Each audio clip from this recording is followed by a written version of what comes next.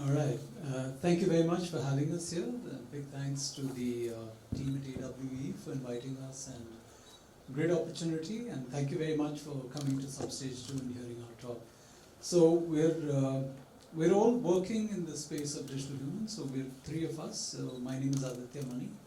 I'm the founder of Hologram Style, and we bring digital humans for fashion try-ons, virtual commerce, and self-expression. So all three of it, and we will cover those as we go ahead. But we're broadly speaking, we allow consumers to try on branded fashion on their avatars and create content with it. That's the fastest way we can get to brand engagement, and that's what we want to focus on. So we're mobile first. We have presence on mobile web, and eventually we're going to have these stores which are available in XR as well. And we're going to walk through the all three phases, which is basically the content creation and self-expression, try-ons and virtual commerce. But before that, I'd request my fellow panelists to introduce themselves as well. Thank you, Aditya. My name is Azhar Malik. I am the CEO for Evolve Innovative Solutions. We are on the high fidelity or the enterprise side of avatars, so one-to-one digital twin of yourself. So if you guys have ever thought about that there were less than 24 hours in a day and you wanted another one of you to actually make things happen, that's what we guys do. We create digital replicas of digital humans, of yourselves. And in order to do that, we have heavily invested in technology which is studio based. So we have a digital DSLR rig here in Singapore and one in Dubai. And we work with usually branded or branding wise with brands, influencers, celebrities. We create their digital twins for advertising, retail experiences, and we provide sort of a brain nowadays for the last 2 years with the AI integrations and motion capture to make experiences as real as they get in metaverses. Thank you. Hey everyone, this is Tony on behalf of For You Tech and Metaspace. So For You Tech, we are a 10 years old company back in China, and which is quite rare that we started, founded in 2015, and been focusing on producing avatars and utilizing avatars. And most of our clients are from TV stations, brands, enterprise who want to utilize IPs or content or AIs. So as you can see, there's a quick introduction on the features or applications of avatars. And for example, production, facial capture, motion capture.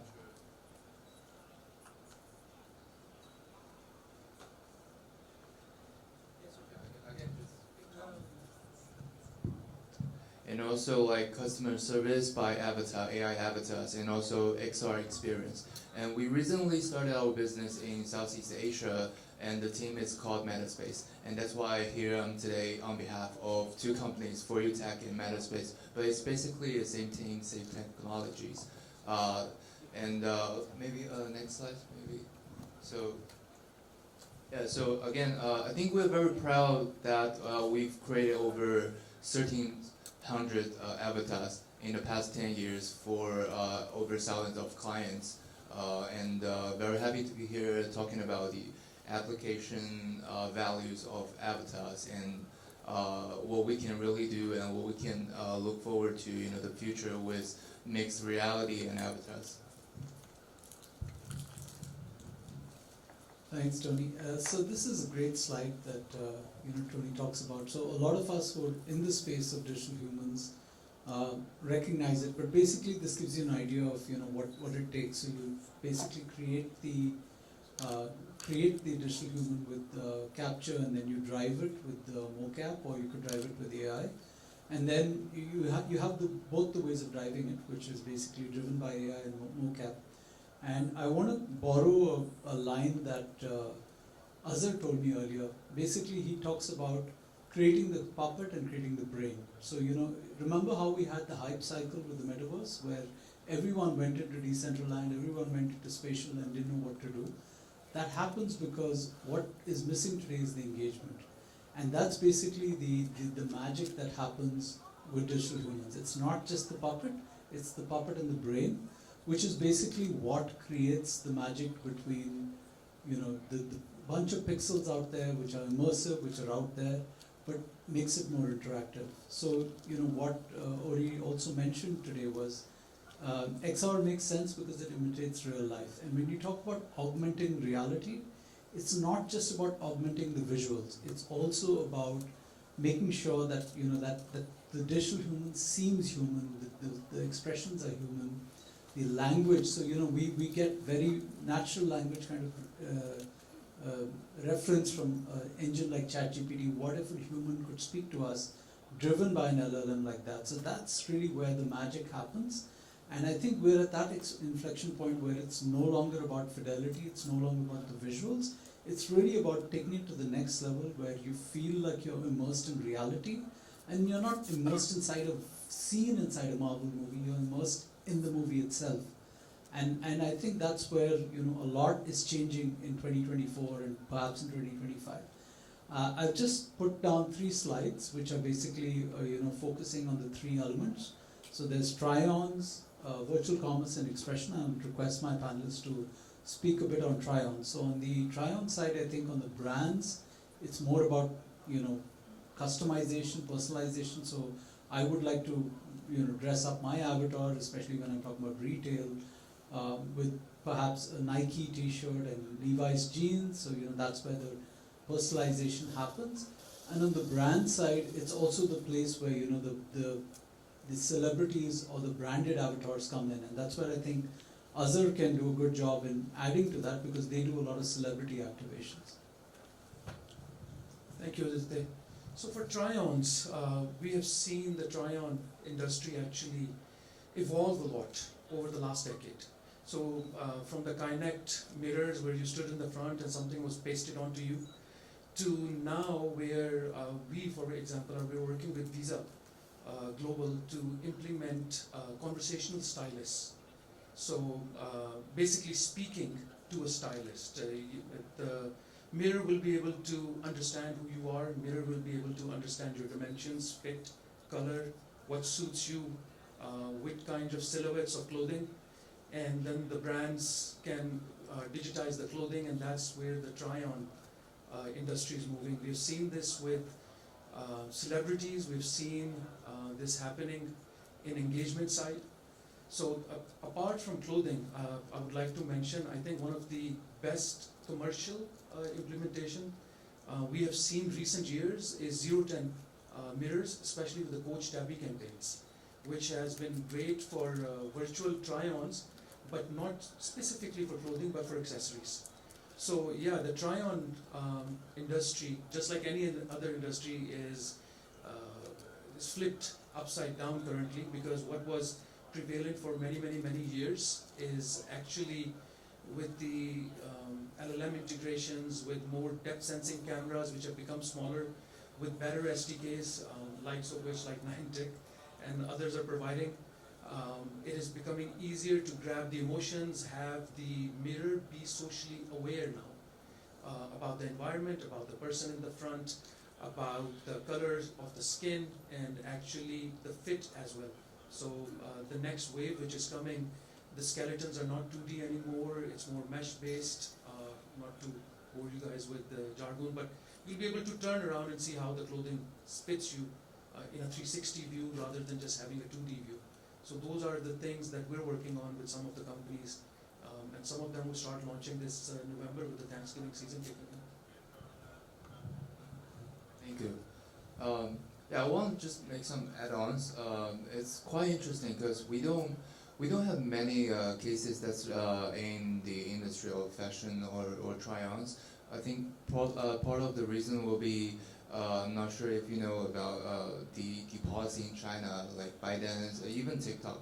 There are some minor policies that's trying to against the utilizing of AIs and avatar, but I'm sure it will be solved in a short time, because I was told by friends in ByteDance that they are trying to add on some modules on their TikTok and in Chinese version Douyin, the function of utilizing what we just talked about, the functions. I think it's very interesting that For You Technology, so we serve our clients mainly to help in the area of first of all branding, marketing.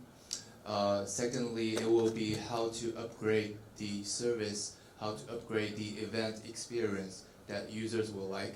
Thirdly, it will be how to promote ourselves, not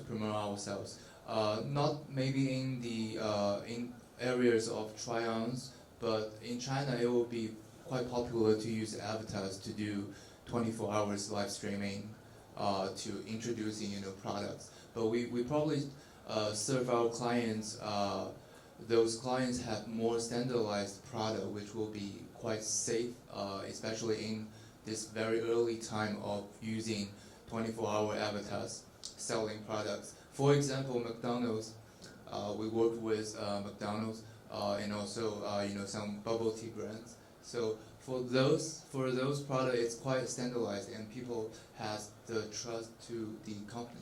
So it's rather than maybe a Nike T-shirt or Adidas, we still some brands we don't have the trust with them, and and also not even to say what would be the size for me, L or medium. So for those quite standardized products like hamburgers coupons or bubble tea coupons, ice cream coupons, it will be quite standardized and it will be very safe, and people will trust those products, and they are fine with either it's a real human host in the live streaming room or if it's a avatar. So that's kind of a similar applications when we talk about fashion or try-on or sales or e-commerce. That's what we do in China right now. But I'm sure it will has a much room to be elevated in the future to utilize avatars on try-ons on fashion areas. So, Tony, you touched upon something very interesting, which is going to be the third phase, which is live commerce with avatars, and that's where I want you to take your mind to, because that's going to happen very soon. But before that, getting into the interesting world of virtual commerce, V-commerce as they call it. We're moving from e-commerce to V-commerce, and it's a little bit like delving into the future, looking like gazing into the crystal ball, and it looks a little fake. That why would people want to buy stuff on Roblox?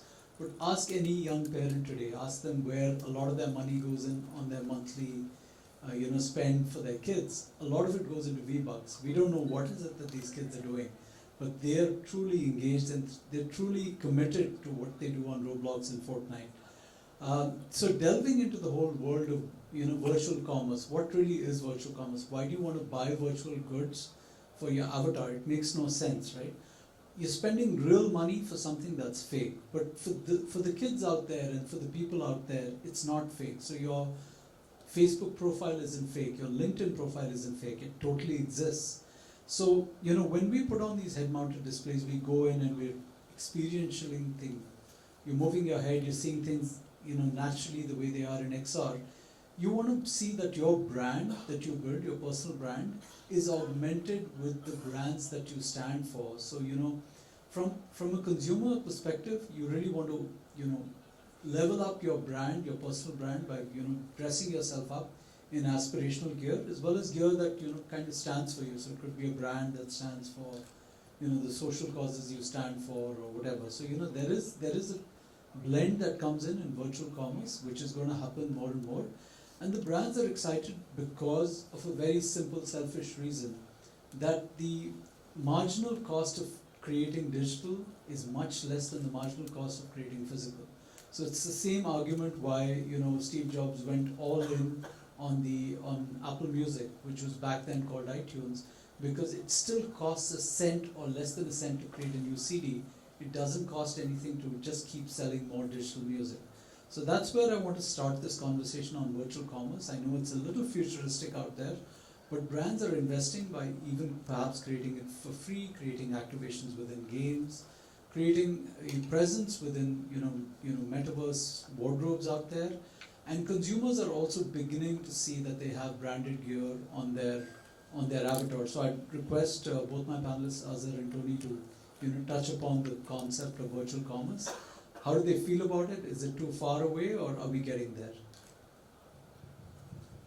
So, looking at virtual commerce, I don't think it's that far away. I think it's kind of incumbent right now, because if you look at the numbers which are coming back from the likes of Roblox and Minecraft and the others, and Fortnite, driving Epic's growth into the top 50 companies and so on, it's here. And the thing is, it's a Gen Alpha thing. And you're absolutely right about it. My first taste was, and the reason for me to get into, switch gears and get into this industry was that about, in 2016, 17, my kid wanted a birthday present which was $100, but it was a Roblox cap. So I just sat there after buying it for him for like a good day thinking, I'm in the wrong business. I gotta get into this business because these kids will be spending in 10 to 15 years. And they will not be interested in just buying a Mets hat or a Yankees hat. They actually want that that digital hat. That's their way of flexing now. So over the next few years, as a company, we have actually conducted get-together, sort of a research you can call it, inviting kids over and just talking, gaming, talking, where do they want to spend. And we have realized, and we've implemented with some of the brands that we work with, it's not just the physical product. Kids are asking some deep questions. They come back and they say, okay, I like this shirt, but what else does it come with? You're like, it's a shirt. They're like, yeah, but what does it come with? I'm like, what do you want? Does it have an effect? I'm like, okay, that's AR. Okay, they're looking for that. Not many providers are there. Some companies are one-off doing it. The second thing, you're like, no, that doesn't come with it. Does it have any activity? You're like, what do you mean by activity? Like, is it attached to a point? Like, okay, it can be, okay. And recently I've been asked, and which was again a eye-opener, does it carry some sort of a carbon elimination footprint? Like, yeah, Uniqlo tells me they're all about this, but if I buy a Uniqlo, are they donating somewhere? Does it come with some sort of a product? Is it coming from kids? Literally, Gen Alpha kids. So, and it's a foresight for companies like us to actually look into our industries, which is fashion, retail, because these are our buyers. In less than 10 years, they are our buyers. They're becoming teenagers. So they actually become the Nikes and the others, the fast forward brands. All of these, Gen Alpha becomes the buyer. So we started working with brands. We worked with a couple of brands under the Al-Futtaim umbrella in GCC. And we've implemented some places carbon footprint, some places virtual products, some places the whole campaigns where they get something in a game collaboration. We did a collaboration with H&M on the same lines. So yeah, virtual commerce, not just clothing, not just gaming. The next generation is actually looking for value in commerce. So instead of virtual commerce, I would consider B-commerce now value commerce kind of a thing. So that's our view on it. Thank you. Totally agree. I think one thing that I keep telling my friends that the world is changing so fast, but one thing that I see that the trends that does not change is the growth of the portion of virtual elements in lives generation by generation. And don't forget, we're probably going to see the brain-computer input in the future. So how it's going to change our world? It's just I just cannot imagine it. And but I'd like to touch on some practical things. So even we talk about it's not here now. Maybe it's in the near future, but there will be some practical applications in virtual commerce. For example, the content production. So our brand's clients, they used to use animations, and which cost them like 2 to 3 months to create a TV advertisement content. But nowadays we can use avatar, we can use motion capture, we can deliver same quality or even better quality content probably in 2 days or 2 weeks. That's one practical applications that happening now. And also we produce virtual conference. Actually, now the Apple conference is all virtual now. So they're not really in the Apple Park. I think they're in space and using real-time rendering.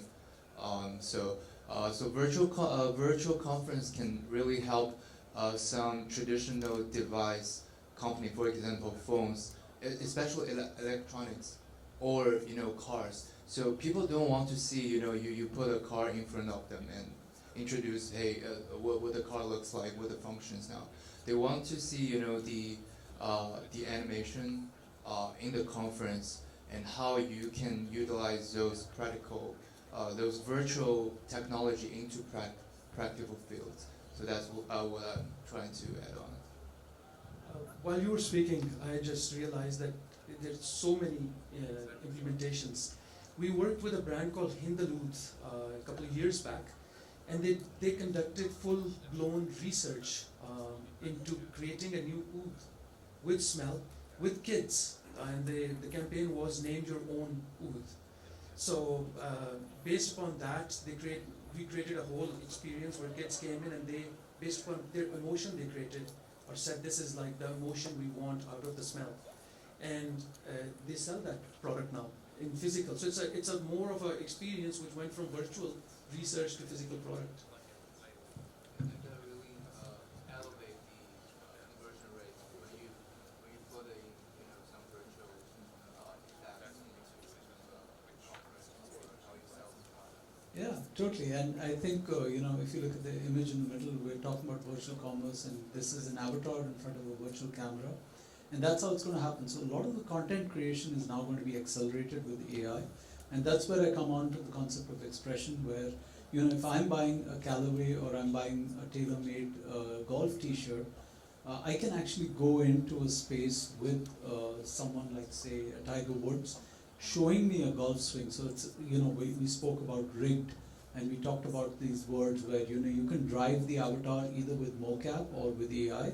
So you could have the perfect mocap capture of Tiger Woods showing me that golf swing, and I can see that, see how that t-shirt looks on him, go real close, learn the golf swing, and upgrade myself. So there's expression coming in both from the brand side and the consumer side, because we all know we can create avatars of ourselves, we can drive it with ChatGPT, drive it with any LLM out there, Gemini, whatever, and it can do, speak our minds in multiple languages. So I know we're short on time, but if both of us could touch a little bit on it's self-expression, both from the brand's perspective, from the brand's identity perspective, how you can drive that in with brand values and all that, and also how it's going to change the way we're going to have our digital identities through self-expression and multilingual. That's an interesting topic, because the AI, the work which has been released in the last 18 months, as everybody knows, is actually driving a lot of NLP, the natural language understanding, natural language processing side. And there are SDKs and tech side, which is emotes by Alibaba. There's code coming in from NVIDIA, which is audio to face, audio to gesture, creating that and adding to the basic expressions that the avatars or the personality had, which was digital, and making it photorealistic, highly expressive.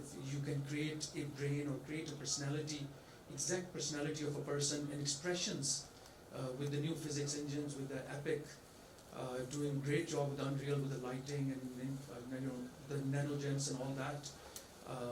Smaller footprint, NVIDIA's and Huawei's work with Ascend and NVIDIA chips now pushing supercomputing on edge devices is enabling a lot of that. So a lot of high-end brands were actually on the fence jumping onto the digital, because the product could not be produced as they wanted it to. So a shiny black leather couldn't be produced, but now it can be.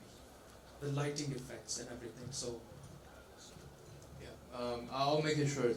I think the ultimate purpose of all of those are trying to make more and more people get used to those avatars, especially combined with AI abilities, so that we can make the avatars more and more natural, to to elevate the experience of you talking with a avatar. So I think that's the ultimate purpose.